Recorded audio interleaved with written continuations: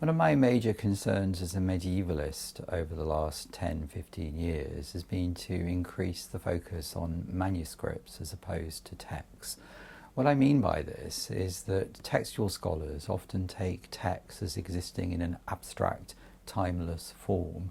What the focus on manuscript means is that you're situating text in a particular place and at a particular time, and you're also acknowledging that the texts travel through time and space. So to take the Histoire ancienne as an example, a text that's written in northern France in the early 13th century is copied and reproduced in the Holy Land in the late 13th century, then somehow, we're not quite sure how, moves to Cyprus, Greek islands, Italy, and is reworked by a compiler, probably a scribe as well, in the 14th century. So this isn't just one text, it's many texts, and it needs to be read in its specific historical and geographical context, and the language of the text also needs to be understood in this specific context. So what we've set out to do in the Values of French is to edit manuscripts, not texts, and we're producing two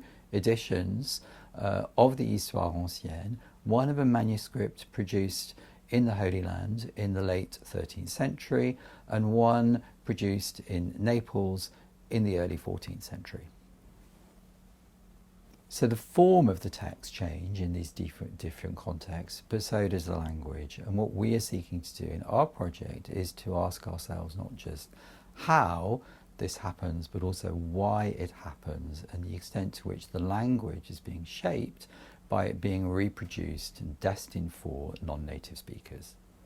My role involves the production of digital editions of two manuscripts of the Histoire ancienne jusqu'à César. We've been transcribing the two manuscripts directly into an XML and encoding a number of material features, including medieval punctuation marks. We attempt to replicate as closely as possible the text as it appears on the manuscript page. The transcription of the two manuscripts has involved the whole team, as well as a number of volunteer transcribers, including undergraduate and postgraduate students. On the public website, two versions of the text are available, one which represents the transcription as it's found in the manuscript, and another in which the text has been regularised according to modern convention, which we hope will be used for the study of the text by other researchers and taught in other universities. There are over 100 manuscripts of the Histoire ancienne jusqu'à César. Our alignment tool allows scholars working on this complex manuscript tradition to more easily track and identify the contents of these manuscripts. The paragraphs do not always appear in the same order, or some of the manuscripts have a more reduced or abridged content.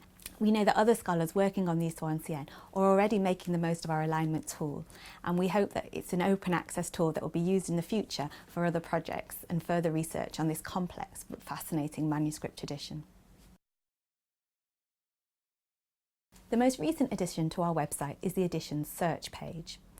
In collaboration with the Dictionnaire étymologique de l'ancien français at Heidelberg, that's one of the most important dictionaries for the study of Old French, we have been lemmatizing the text, which means we've been identifying every occurrence of every word and associating it with a dictionary entry.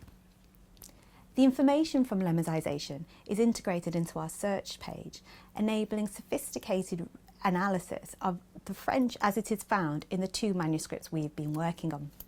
We hope that our search page and edition will provide a key resource for researchers working on Old French, and in particular on how French was being used in regions where it was not a native language.